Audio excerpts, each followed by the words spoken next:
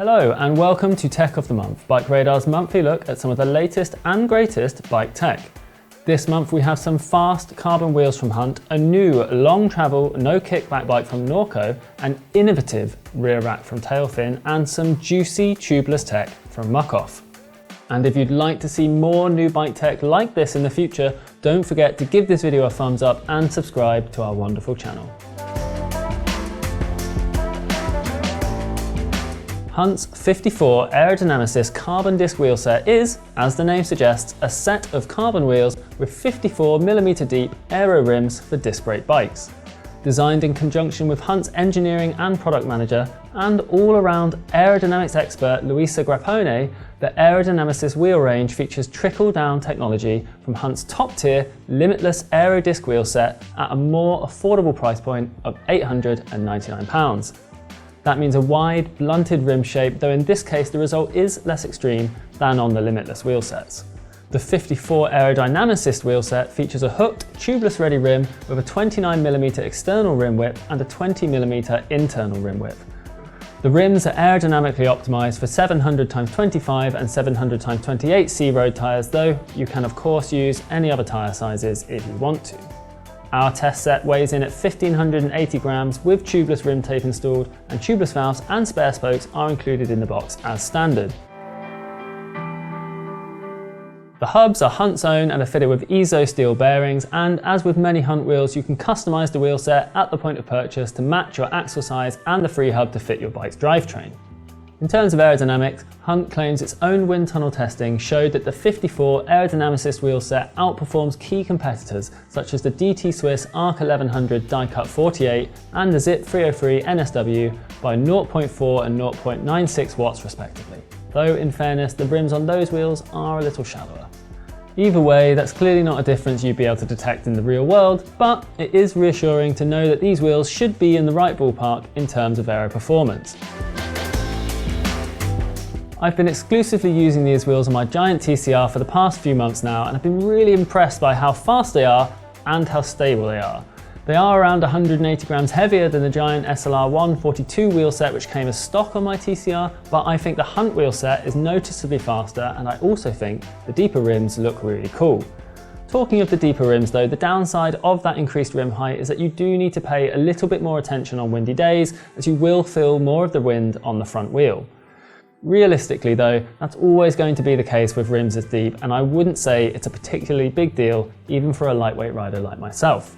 Finally, tubeless setup with Continental's latest GP5000 STR tyres was really easy too. The tyres went on without tools and I was able to seat both beads with just a track pump and the valve core removed. And if you're interested, you can see my in-depth review of the Continental GP5000 STR tyres by clicking on the link in the video description below. What do you think though? Are carbon wheels a good upgrade for a road bike? Do these Hunt Aero wheels complete my TCR, or should I be running lightweight climbing wheels? As always, let me know what you think in the comments below. This is the Norco Shore 2.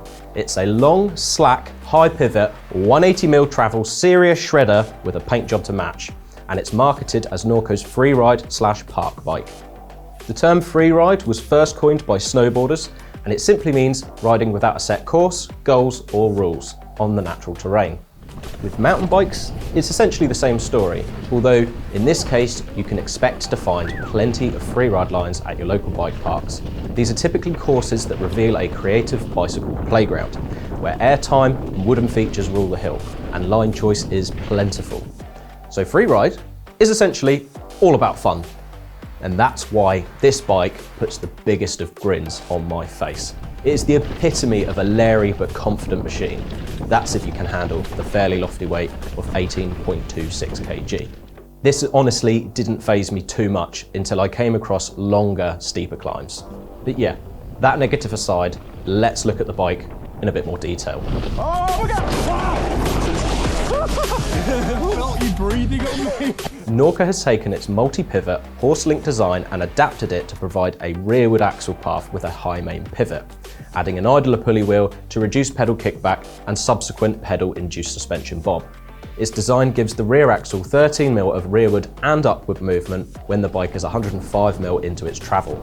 and it then starts to arc forwards and upwards again, ending 7mm from its original start point at bottom out. This increase alters the effective chainstay length as the suspension compresses. Oh my God! Although the Shore doesn't feature any kind of geometry adjustment, its stock figures are worthy of its travel and big mountain intentions. The size large test bike we have has a generous 480mm reach figure, a slack 63° head angle, and long 445mm chainstays. The Shore looks very close to a modern day enduro bike in terms of its geometry, but its long travel and smaller 27.5-inch wheels do differentiate it from its racier stablemate, the Norco Range, which runs 29-inch hoops and has 170mm of high pivot rear suspension travel. Little late to the party, bro. The Shore 2 we have here is the most affordable option in the 3-bike range, retailing for £3,399 or $5,199 US. Despite its reasonable asking price, it is still decked out in high quality brand named kit. Up front is a RockShox 180mm travel Zeb R fork with charger damper, mated with a coil sprung Super Deluxe Ultimate rear shock that has been custom tuned for the Shore. Elsewhere, it's fitted with Shimano's Dior M6100 12-speed drivetrain, which is mated with E13's LG1 cranks and a 34-tooth chainring. It also has Shimano's 4-piston MT520 brakes and 203mm rotors. There's a Transex YSP 105 dropper post with 200mm travel for a size large and extra large, but it uses Norco's own brand 1X lever. It has E13 LG1 DH rims laced to Shimano Dior hubs. These are wrapped in Maxxis Assegai 2.5-inch wide 3C max grip double down casing tyres front and rear. Living in the south of England, the Shore 2 feels a little overkill on my local flatter trail loops, but this bike really excels when taking it to bike parks and steeper, rougher tracks.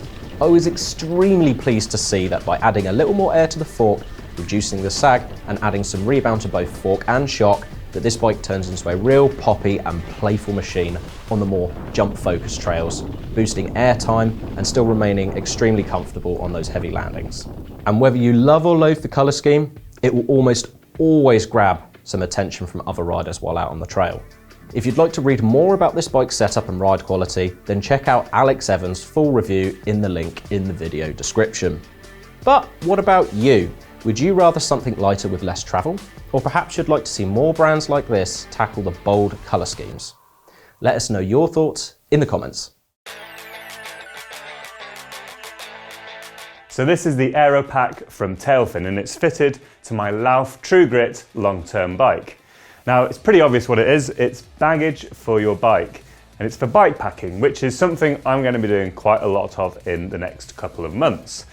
So why have I opted for the Tailfin AeroPack setup? Well, I'm going off-road bikepacking on some gravel roads through Europe, and I wanted some luggage carrying capabilities that didn't rattle around, was relatively aerodynamic, and also was basically very well built, because 6 weeks of gravel is probably going to rattle a lot of things to bits and pieces, and I'm hoping that Tailfin's bags are going to be nice and sturdy. So the AeroPack is basically like a saddlebag that many people ride with, those long things that hang out the back of your bike, but paired with a pair of aluminium, in my case, legs to offer that extra stability and load carrying capabilities. I've gone for the aluminium ones, but you can get carbon ones which are a little bit lighter and obviously a little bit more expensive. So the AeroPack bag is fully waterproof, and they use high frequency welded seams to make sure no water's going to get in and out.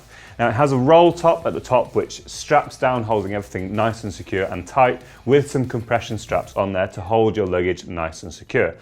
On one side of the AeroPack is a little stash pocket for all the things that you might want quick and easy access to, such as a mobile phone. On the other side is a zip that gets you right into the compartment of the AeroPack, so you can get hold of bigger items a bit quicker and easier than undoing all those straps at the top, especially if it's raining a little bit. So there is a Tailfin system whereby you get effectively a rack with a bag to plonk on top. It does weigh a little bit more, but this one is integrated into the bag. So there's a frame inside the bag, which means less holes are punctured through the material. You get a slightly more, I guess, reliable, sturdy build. And that's kind of what I wanted. It does mean that if I want to take the top bag off the bike, I also have to take the legs off as well. So there is a bit of an impact on convenience perhaps, but I think overall on a long, rough trip, it's probably a trade-off worth paying. So the little mini panniers on the back here come in 5 and 10 litre options, and they have a neat little connecting system at the back. So there's 2 hooks with a cammed lever that locks on and grips the 2 little stubs that are on the aluminium arms of the AeroPack. And the idea of this is to give a very secure, off-road proof, rattle-free connection to your bike. Hopefully it's going to last, and I'm pretty sure looking at it engineering wise it should do. Now if you do like the system you can use it with a regular pannier rack, but obviously the stubs that are on the arms are a little bit narrower than your normal pannier rack. Again, they're fully welded, waterproof, with the frame gubbins kind of inside the pack. So fitting and removing the pack is pretty quick and easy. It's a little bit trickier if you've got the panniers installed, so I take them off first. But down by the dropouts is a little lever cam thing that has a little securing pin, and you sort of pull that out and then it pops open. And at the top is like a rubber strap that goes around the seat post, and then you sort of lock it into position. So if you've got a knack, you can probably fit it in about 10 or 15 seconds. So obviously different bolt through axles are different for every bike. So there is a universal axle system where you get a load of different axle ends that screw together in the middle of the axle, and then it should be plenty of options to fit all the different bikes with different thread pitches and widths and things like that. So the way Tailfin have built the AeroPack means that there's a little hinge basically between the vertical legs and the horizontal base of the pack, and because it's hinged it can move, and this means you can actually use this on a full suspension bike. Whether you'll be able to put it on a 180mm Freeride rig, maybe not, but on a cross-country, down-country kind of trail bike, you can get away with it, which I think is pretty smart. So the pricing depends a little bit on your setup, whether you go for carbon or alloy, whether you want the little pegs for the panniers on the side, and a few other various things, but my aluminium pegged going into a universal axle, that comes in about £374. So it's not cheap by any stretch of the imagination, but in theory it should be a pretty solid, reliable piece of kit. The bags on the side come in 5 litres or 10 litres, and they cost £60 or £80 respectively per bag. So this is the AeroPack alloy from Tailfin. In theory, it's a stable, reliable, quiet, bike-packing, luggage-carrying solution. And my final point is that we're based in Bristol, and so are they, and that makes me a little bit warmer inside. Hello again. You probably thought you got rid of me. Originally, this was Felix, our video manager segment, but sadly, he's off ill and can't be here. So, allow me to introduce you our next set of products. Our last episode was packed full of very cool cycling tech, but yes, we realise a £300 road shoe being the cheapest product probably wasn't the best idea. Today though, I have a bunch of cool tubeless bits from Muc-Off, which Felix is using to give his road wheels a spring refresh. I'm going to go right in with Muc-Off's V2 tubeless valves. They're made from a high-grade aluminium and come in a load of different colours to add a bit of sparkle to your ride. These latest versions have cutouts at the bottom of the valve base, allowing both sealant and air to flow freely around the tyre inserts. In the box you also get 3 different types of rubber inserts, helping you get the best seal for your rim profile. And you also get a nice little valve core remover tool built into the end cap. They're not a super cheap option at just under £25 or €31, but their high-grade aluminium, compatibility with tyre inserts and the extra seals makes this a pretty good option. Reserve's somewhat revolutionary Fillmore valves are a whopping £40 for a set, but these are said to be clog-free and allow increased airflow over more traditional valves. Time will tell how these Muc-Off valves will fare, but Felix is hoping for many happy miles this year. Along with Muc-Off's incredible range of maintenance products is their glue and sealant remover. Any long-time user of tubeless tyres will know just what happens when sealant is sprayed all over your pride and joy and left to dry out. It becomes stuck to virtually any surface and can be a real pain to remove. This is supposed to make clean-up on aisle 3 much easier. Felix has used it to get his very blingy MV Foundation 45 rims back to their factory sparkle. He found you do still need plenty of clean rags to wipe the old glue away, and he used quite a lot of solution. But cleaning rim beds is much easier using this specific formula and is an essential task before installing fresh rim tape. We also love the VHS tape packaging. Felix was a little shocked to see the old tape in such poor condition, so he hopes the Muc-Off tape will do a much better job long term. And finally, the all-important sealant. This is a 1 litre bottle of the stuff, but you can also get a 140 millilitre pouch and a huge 5 litre bottle too. It's quite thick and gloopy compared to Stan's or WTB sealant, and Felix found it needed a bit more patience to coat the inside of the tyre to get that all-important ping when the bead seats itself on the rim. If you want to know exactly how to set your tubeless road tyre, then click on the card above. We've also tested a range of other tubeless sealant to find out which is best. The link for that one is in the video description. There you have it, another episode of Tech of the Month. And as always, we want to know what you think. Should on-bike storage be more aero? Would the paint job of the Norco turn your head on the trail? And let us know your top tubeless tyre tips in the comments section below. If this hasn't been enough new shiny stuff for you tech magpies, then try this, a playlist of all of our previous episodes of Tech of the Month. And why not give this video a like, subscribe to our channel if you haven't already, and make sure you hit the little bell icon so that you know every time we post a new video.